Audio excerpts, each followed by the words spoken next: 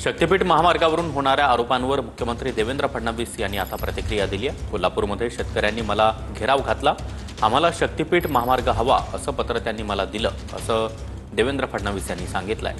दरम्यान शक्तीपीठ महामार्गाला काही लोकांचा विरोध असू शकतो, त्यांच्याशी संवाद साधून असं देखील फडणवीस यांनी म्हटलं आहे।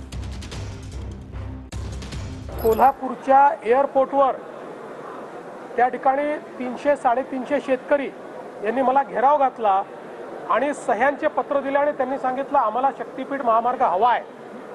त्यांनी सांगितलं आम्ही खरे शेतकरी आहोत आणि तुम्ही आमच्या सह्या व्हेरीफाय करा, आमच्या नावाने शेती आहे की नाही व्हेरीफाय करा।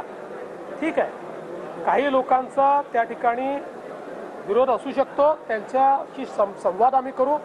कालच उपमुख्यमंत्री महोदयांनी सांगितलेलं आहे की आम्हाला संवादाने हे करायचं आहे, आम्ही संवाद करू, पण राजकीय विरोध जे करतील त्यांना मात्र आम्ही बधणार नाही। नाराजी व्यक्त केली नाही, त्यांना आम्ही सांगितलं की हे करण्याच्या आधी आपण शेतकऱ्यांना विश्वासात घेऊ, आम्हाला आपण वेळ द्या चर्चेसाठी, आम्ही आपली चर्चा करू लोकप्रतिनिधी म्हणून आणि मग काय तो निर्णय आपण घ्या।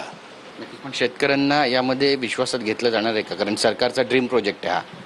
नाही, जिथं विरोध आहे तिथं थोडंसं रस्ता बदलावा लागेल, लाईन बदलावी लागेल आणि ज्यांना जास्त पैसे घेऊन द्यायचं आहे त्यांनी द्या।